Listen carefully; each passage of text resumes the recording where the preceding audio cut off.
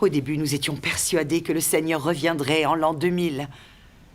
Mais plus de 10 ans ont passé, et malheureusement, il n'est toujours pas revenu. J'avoue que j'ai du mal à comprendre. Moi aussi, je me pose beaucoup de questions ces temps-ci. Il y a une certaine déprime dans les cercles religieux. Et beaucoup d'églises enfermées.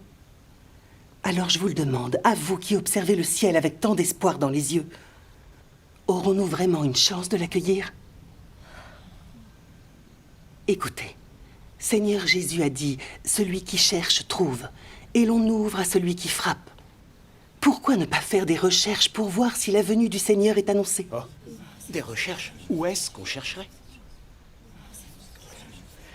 C'est une très bonne idée. Nous pourrions nous organiser. En effet, oui.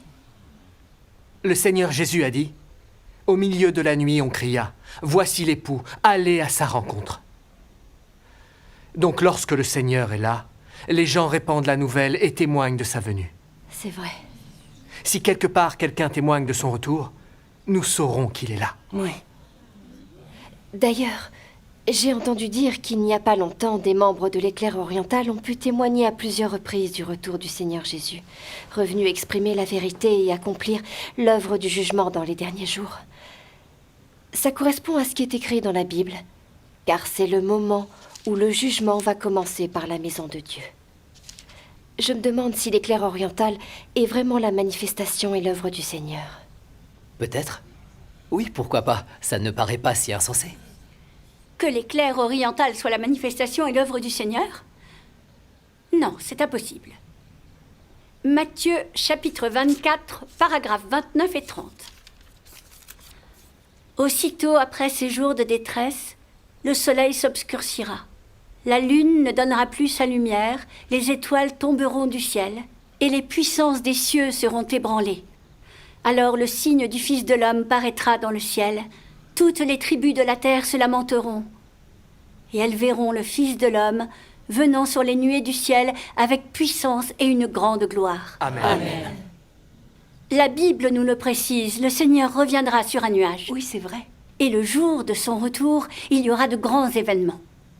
À ce moment-là, le soleil s'assombrira, la lune n'émettra plus de clarté, et le ciel et la terre trembleront. Amen. Et ces signes-là, ils sont apparus quelque part? Non. Non. On n'a pas vu le Seigneur descendre sur un nuage. Pas que je sache. Non, Ça n'a pas été rapporté. Donc, puisque nous n'avons rien vu de tout ça, comment peut-on dire qu'il est revenu? Le Seigneur est fidèle et il tient toujours ses promesses. Amen. Il faut faire preuve de patience et attendre qu'il nous emmène dans le royaume des cieux. Il n'y a aucun doute à ce sujet. C'est Oui, vrai. je suis d'accord. Elle a raison. Nous devrions être plus... L'Éclair oriental a témoigné que le Seigneur Jésus était revenu. Mais en tant que Fils de l'homme, incarné, revenu pour effectuer l'œuvre du jugement dans les derniers jours. Ce n'est pas la même chose que la prédiction de la Bible, où il descend sur un nuage. Oui. La naissance de l'Éclair oriental a ébranlé toute la communauté religieuse. Ça a été un tel choc que son influence a une portée mondiale. Dans tous les cultes et toutes les confessions en Chine, il y a un grand nombre de fidèles qui croient maintenant à l'Éclair oriental. Oui. J'y ai beaucoup réfléchi. L'Éclair oriental est-il la manifestation et l'œuvre de Dieu?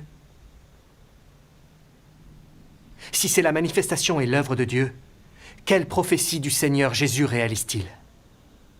Pourquoi ça diffère des prophéties concernant le retour du Seigneur descendant sur un nuage? Je suis perplexe. Tout ça est pour moi une énigme. Je ne comprends pas ce que ça veut dire. C'est vrai que c'est dur. Tu as raison. Aujourd'hui, on a vraiment besoin d'échanges fraternels.